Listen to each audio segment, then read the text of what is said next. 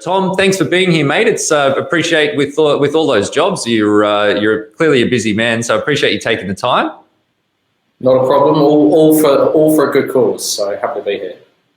Yeah, well, we were just chatting a bit offline about the socially responsible or future focused, I think you said, in investment space, and it is something that's getting a lot of attention. Certainly, with a lot of the people we talk to, and the recent events in Australia and around the world, I think have got people thinking a lot about this space. So I'm keen to sort of get a few of the tips and hacks and some of the milk some of that vast experience that you've got from being in this space for such a long time. But I'm keen to chat firstly just on your take on where the markets are at now for investors.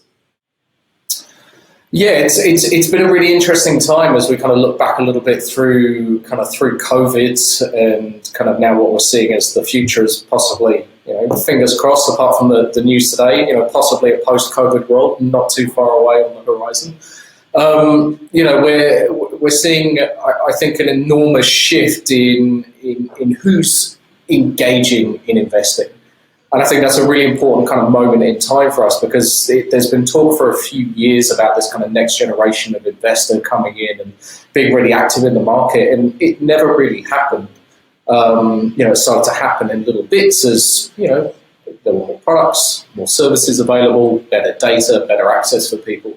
But what we really saw, particularly, for over the last 12 months, in line with COVID, was this enormous kind of wave of first-time investors, whether they be old or young. The majority, were younger investors. But it's shifted the market a little bit. It's shifted how people think about providing access, how they build their products, and really importantly, what investments should be made available to this new generation of customers based on what it is that they care about.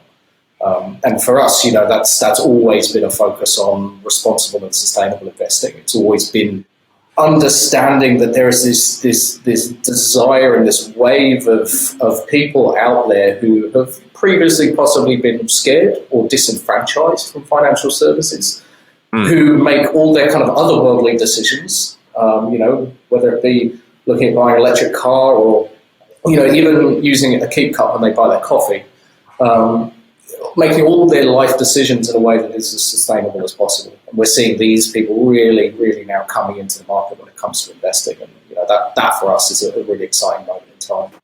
Yeah, I think it's awesome to see. It's awesome to see that people care more, and it's not just about chasing every dollar. It's doing that in a, like you say, future focused type way. But I think it's the socially responsible or ethical or ESG space is something that's actually been challenging to access, and there are still some barriers depending on what your particular preferences are in this space. And I think one of the amazing things that Goodman's does, and clearly it's got a great app there, but you basically, for anyone that hasn't seen it, that you can go through, you choose the things that you care about or the things that you want to avoid, and then get served up some suggestions on stocks that you can buy, and you can buy them in a fractional basis. So you can basically invest however